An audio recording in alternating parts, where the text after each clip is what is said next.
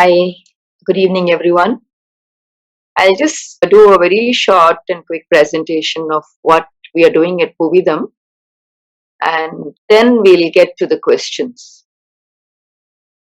Those of who are very concerned about what is happening with the world today, climate being on top of everything for all of us, we started getting worried about climate change. I started getting worried about climate change close to 35 years ago. And that was when I moved from Mumbai to this place in Dharmapuri, which we bought as a arid wasteland. And then we started converting it into a forest and started growing our own food organically. And the whole focus all the time was on trying to see what changes are needed in society and why, this kind of disparity and apathy exists in society. And somehow I felt that education has a major role to play in creating human beings and making us who we are. If we are apathetic, it is because of our education system. If we are empathetic, that is also because of how we've been educated. So that kind of led me to decide to work with children to see how we could make an impact to bring about social change. And the first thing that happens when you think of change is that you have to look inside. So first change was to happen within me. I had to see with myself what was I doing wrong and what was wrong with my lifestyle and my way of thinking. And that's when we started moving and started working on the land. And we have over the years arrived at this very simple understanding that actually all human beings are by nature empathetic and by nature happy. By birth, all of us would have seen children, they are all born 100% mindful. They're not distracted. When they're hungry, they're looking at food. When they start moving around, they're focused on a particular object. They go again and again and again and work with it. They are happy most of the time, and they're very forgiving because you would have seen amongst themselves and even in interactions with us, they don't hold their anger. So all these are aspects of mindfulness that I think all the spiritual gurus talk about, starting from Buddha. So what is important is that we need to be starting to understand that by nature, by birth, we were all mindful. We were all happy, living in the present moment, responding to the situation, very forgiving, very open, very embracing, very compassionate. Then where did all this get lost along the way? And the answer that I have arrived at is that it got lost in society. Because as the child grows up, it learns fear. By birth, the child doesn't know fear. It's a fearless being, doesn't know anything. It just is willing to face, whether it's a dog or a cat or any other animal. To give them some time, they are willing to interact. But the fear sets in because of the adults around them. So basically, what children are learning from the adults around them are all the things that are not mindful, that are connected with taking us further and further away from our real nature. And all this fear that has accumulated in the society is actually what we are giving to the child. And all these fears are accumulated by us through our life because of the kind of feelings of insecurity and ineptness that has been given to us by people around us, by our schools, by our interactions with elders. So that being the case, what kind of an environment should children grow up in where their innate mindfulness will remain with them so that they don't lose it and then they don't have to search for it after the age of 30 odd years and they suddenly realize that, okay, what am I doing? So this is what we tried to do at Puvidham. We tried to create a space which was where the child could be as they were born as much as possible. And then we also integrated it with the fact that, environment is such an important part of our life. And what ends up happening is we end up being inside rooms, and that creates a lot of stress and frustration within the child. That also pushes us towards the media, and that media is what finally gives us, that the fact that, yeah, you don't have enough, you are not enough, you know are always compared with somebody. So all these negative connotations of life is what we are learning from media and from the people around us.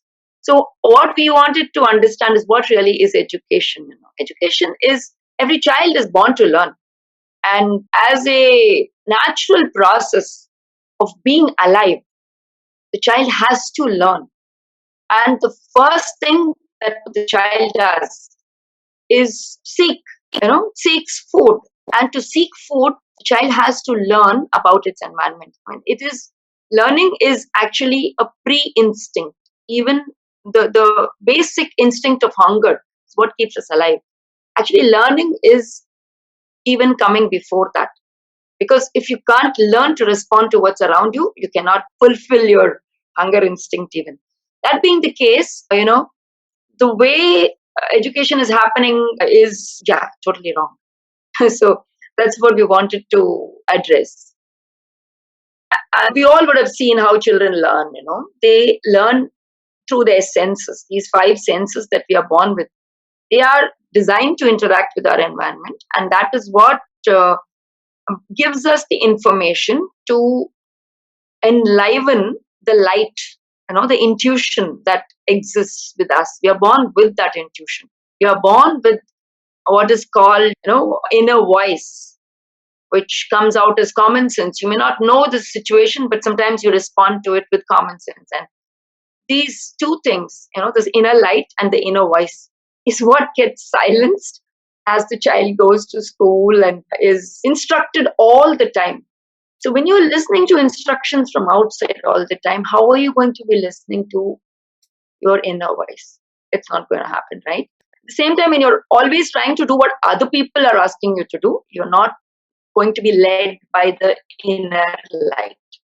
So this is what we are trying to talk and tell everybody, that just, enjoy the presence of every child, because a child knows what it is doing and it is responding through its inner light and its inner voice. And our job is to facilitate and ensure that there is some amount of safety, but otherwise to instruct and obstruct, I mean, that is what ruins the natural learning process. So we know that, children, they play, I mean, they do things. What we say is, chumma vilayadittu irukkirathu, the child is just playing. It's actually the child's way of learning. And therefore, we need to give more and more time for that. That children can just play, interact with the environment, interact with each other. And at least in our experience that we have found, when you allow them to be, there is no fight, there is no disagreement. There could be an accident, but they are very cooperative and very compassionate, very adjusting and accommodating. So all these things you can see only when you allow them to happen. And when school comes, it's, suddenly, so till the school age, the child is learning, and we all allow the child to learn. Of course, there are people who are so overprotective, and they'll say, don't do this, don't do that all the time. That inhibits the child's physical movement. And I'm sure you would all have read the latest research papers which say that our brain, the wiring happens only after we move. So movement is a very, very important part of learning and of increasing the balance of our brain. That being the case, restricting the child physically, carrying it, not allowing it to walk and run, all these are mistakes that we make because we're overprotective and we are concerned that the child may fall down, hurt itself. But what we need to realize is that physical hurt will heal. But the hurt that we are doing by restricting the physical movement of the child is not going to heal that easily. So we have to make our choices, and we have to get our priorities right. Physical hurt you can attend to. You can put some Dettol, or you can put some Dep and neem oil, whatever. But what do you do with this inner violence that you have created by not allowing the child to move? So that is what we are here to address. What happens when you restrict the child? Then the violence increases, and then we have to talk about the social emotional learning aspect of every child. So autonomy means when they are able to make decisions as to what they want to do, when they want to do. Even in a simple thing like eating, we do not allow our child to decide whether they should eat now or later. So I think that is where we have failed in responding to the nature of the child. If we allow the child to decide, then we are providing autonomy. Then will come self-reliance. They'll be able to, go and do it by themselves. In fact, we end up preventing them from doing anything by themselves because we say, okay, you might get hurt, or you won't do it properly, or you won't keep it in the proper place. What we need to do is spend time, be patient, and facilitate that process of learning and doing things. And at least in my experience, 3-year-old kids can, make chapatis and roast them and eat them. It it takes much more time than if I was to make the chapati for my child. But when she does it, it it increases her confidence to such levels that she becomes she it increases the light within her. That's what we should be doing instead of snuffing it out each and every time. So we need to create these kind of learning environments. We need to trust the child. We need to trust nature. And as a teacher or a facilitator, we should be there to validate whatever it is that we are talking about. No? So when we say freedom, yes, we should provide freedom for them and for ourselves. When we say responsibility, we should do all the acts. We should be the role models. And yes, the same rules apply to also when we make a mistake, we apologize. That kind of inspires them to accept their mistakes, take criticism. Because all this is, they are learning directly from observing us. Children are not learning by listening to us. This is what you all have to understand. Children's mode of learning is only direct observation. So we are their role models, and whatever we do, they will do.